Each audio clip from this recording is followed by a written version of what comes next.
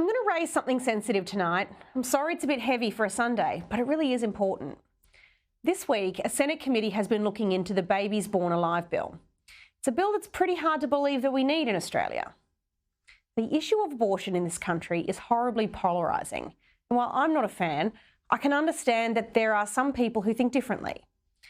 It's in the interests of the powerful pro-abortion lobby that it be framed as an extreme issue, though, because it scares away normal people from a conversation about the common ground that most people should be able to agree on here. So I'm going to try and talk about an issue that's related and that should be something all fair-minded people should be able to get behind. Now, when a late-term abortion happens in this country, it occasionally is the case that a child who was not supposed to survive that procedure is instead born alive. Now, what do we mean by that? Well, I'm talking about having a heartbeat, the ability to cry, breathing. I'm not talking about the issue of the point at which life commences, although I've got my own views. This is about the situation when a child that isn't wanted nevertheless is born and nevertheless lives. Some states don't collect data on how often this happens, but Queensland and Victoria do.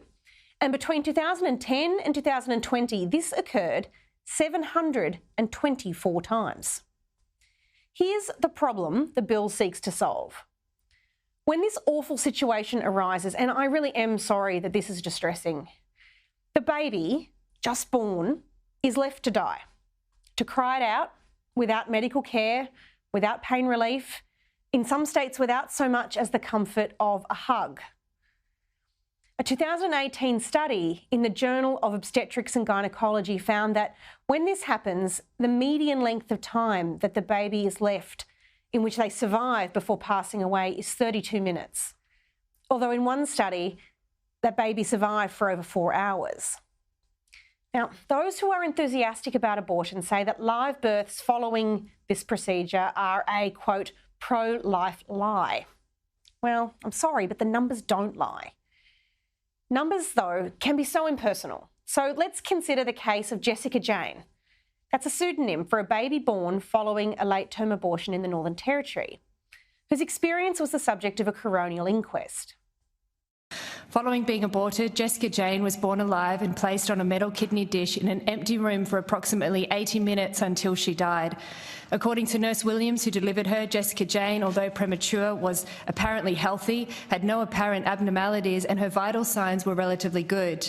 She weighed 515 grams. When the doctor who authorised the abortion was informed of the live birth and the baby's AGPAS scores were strong, his only response was to say, "So?" He gave no instructions to give the baby medical care, and the baby was left to die where she lay. Nurse Williams checked on Jessica Jane every 10 to 15 minutes and observed crying and movement. Here's what the coroner said. The fact that her birth was unexpected and not the desired outcome of the medical procedure should not result in her and babies like her being perceived as anything less than a complete human being. Similarly, the fact that her death was inevitable should also not have the same result. The old, the infirm, the sick, the terminally ill are all entitled to proper medical and palliative care and attention. In my view, newly born, unwanted and premature babies should have the same rights. The fact that her death was inevitable should not affect her entitlement to such care and attention." Close quote. The coroner here has not put forward an extreme view. It's not even a pro-life view, but it does acknowledge something that is important, that a baby that is born, whether or not he or she is wanted, is a complete human being and entitled to proper medical care. It's absolute madness that we have to have this discussion at all, given the long list of people who seek to adopt a child in this country. The Babies Born Alive bill stands for the radical idea that a baby that is born alive should receive medical care regardless of the circumstances of his or her delivery. I think that the duty, as stipulated in Section 9, would be to treat a baby in a way that is equivalent to any other baby that is born. So I think I've read in the submission, Senator, that people are concerned that this is going to criminalise health professionals, and we don't want to see that. But the reality is that medical professionals already have a duty of care to babies who are born, and they have to make an individualised clinical judgment at that point. So we're not asking anything more than just that when a baby is born alive and has signs of life, there's an equivalent duty of care. The bill provides that there should be care standards that are consistent across the country, and that there should be data collected about how often this sort of thing happens and the circumstances that surround it. It stands for the proposition that if a baby is born alive, but even with medical care isn't going to survive, they should nevertheless receive palliative care to relieve their pain as they pass. And that when they do pass, the child should be given both a birth certificate, a death certificate, and the opportunity of a burial. There should be a coronial inquest when this occurs, and that there should be proper, meaningful counselling before a woman decides to undergo a procedure like this, so there's better preparedness for the risk. That's because they are, again, no matter what your views might be on the appropriateness of abortion, these are without a doubt, by the time they have been against the odds born, a human life with human rights independent of their mothers. This shouldn't be a hard thing for parliamentarians to get behind. But no one wants to talk about it.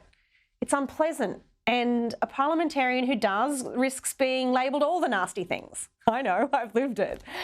But the fact is that the status quo is extreme, and it's out of step with the humane society we claim to be. And what harm could a procedure like this do? Well, according to these bioethicists who gave evidence to the committee, Dr. Johnny Sarkar from Notre Dame University and Dr. Bernadette Tobin, answering questions from Labor Senator Anne Urquhart, not much harm at all. Take a look. Some submitters have advised that health practitioners are already required by practice guidelines to provide palliative care to infants showing signs of life following pregnancy termination. What would be the impact of legislating this requirement?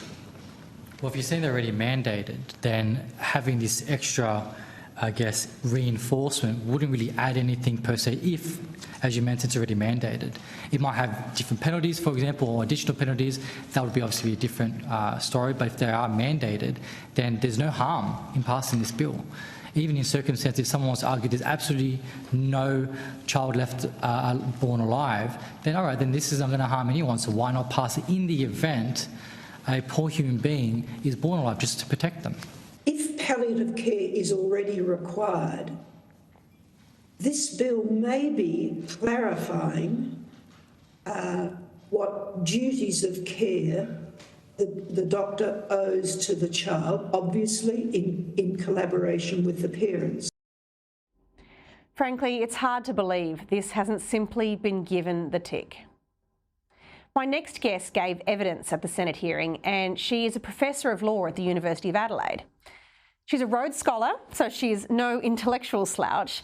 Dr. Joanna Howe, welcome to the program.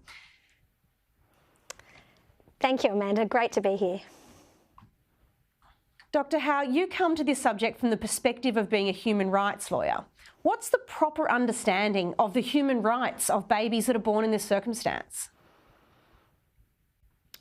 Well, I think our starting point, Amanda, has to be the Universal Declaration of Human Rights, where the Article 1 says that every person born has equal dignity and rights. And in fact, the preamble to that declaration says that every member of the human family has human rights. And that's what makes human rights universal, is that they attach to human beings. And so in this issue, we're not talking about babies in utero. We are talking about babies that have been born, have taken their first breath. And as Dr. Johnny Sarkar gave evidence at the inquiry on Thursday, under the criminal law, a human being is a person from first breath.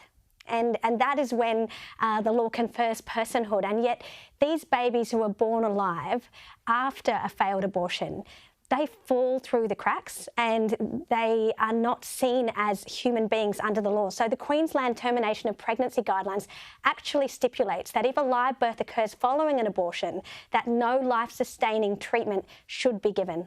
And so, you know, that really makes it clear why we need a federal law providing a legal right to all babies that are born in this country. It's simply a matter of birth equality, that we don't divide human beings who are wanted by their parents against human beings who are unwanted. We say that all human beings are persons under the law and worthy of care, protection and have legal rights.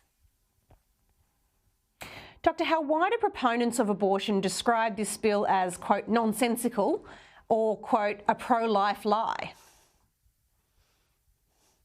Look, Amanda, I struggle to get into the head of people that are against this bill. I actually don't understand how anyone could be against giving babies who are born in this country legal rights. I mean, that is not a tenable position to take. And so I think what the abortion lobby is doing is trying to obscure the facts, to act like this is a pro-life lie and to say that it doesn't happen. And, you know, I've seen articles by Tori Shepherd in The Guardian. We heard testimony from the SA Abortion Action Coalition on Thursday. They say this is a rare issue solving a non-existent problem. And, you know, if you look at the Health Department reports from the 2 states that release data about this issue, so they record it as a neonatal death following an abortion, we can see from that there are 724 babies that are born alive and left to die without legal rights under the law. So this is not a small, trivial matter. And, you know, on average, what that effectively means that in Queensland and Victoria, every week there is a baby who is born after a failed abortion and left to die. So I don't think it would pass the pub test to say that this is nonsensical, a non-issue or pro-life lie. I think most Australians would be absolutely aghast that this is happening. And the only reason it's been allowed to happen is because Australians don't know about it. So this is, to my mind, a bill that acknowledges the humanity of a baby without making any changes to the existing legal rights of a woman to seek an abortion. For that reason, it seems like all side of politics should be able to get behind it, particularly those parties of the left that like to talk a big game on human rights. Why is it being treated like it's a fringe issue?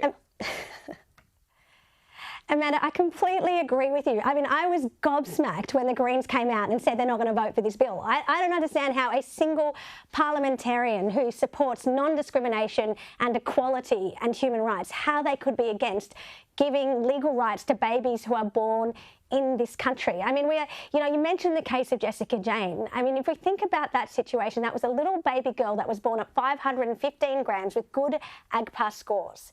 She was left in an empty room on a metal kidney dish for 80 minutes, receiving no medical care until she died. This isn't like hospital ramping where a patient is waiting to get treatment. This is a situation where we have patients in this country who aren't even defined as patients because they're not defined as persons under the law. Every single political party should stand for the human rights of all Australians, and these babies are Australians.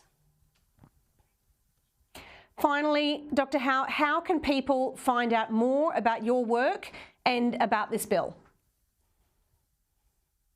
Thanks, Amanda. So I'd really appreciate if people, first and foremost, educate themselves on this issue. So my goal as, you know, a professor of law is to start a national conversation on this issue, because I just think that if Australians knew about it, they wouldn't be for this. They would be absolutely aghast. And I think this really is the human rights issue of our generation, the fact that in Australia we leave newborns to die. So if you are interested, please follow me on Instagram, TikTok, Facebook, YouTube at Dr. Joanna Howe, and there you can receive daily content and updates and information about the campaigns and to get involved, because, you know, I thought long and hard about speaking out about this, Amanda, because I knew that when you take on the abortion lobby, you're taking on big money, and I knew that, and there's powerful vested interest in the media. The fact that ABC and SBS News were there at the Senate inquiry on Thursday doing a press conference, but then did not report on this issue. And we literally heard of babies being zipped into a medical bag while still breathing at Westmead Hospital. We heard of nurses being instructed to lie by the presiding doctor and to say that the baby was younger and hadn't been born alive. You know, that was the evidence we heard. The news organisations are not reporting it. So I call on all Australians to just get involved, get informed, get educated, yeah, and that way we can fight back.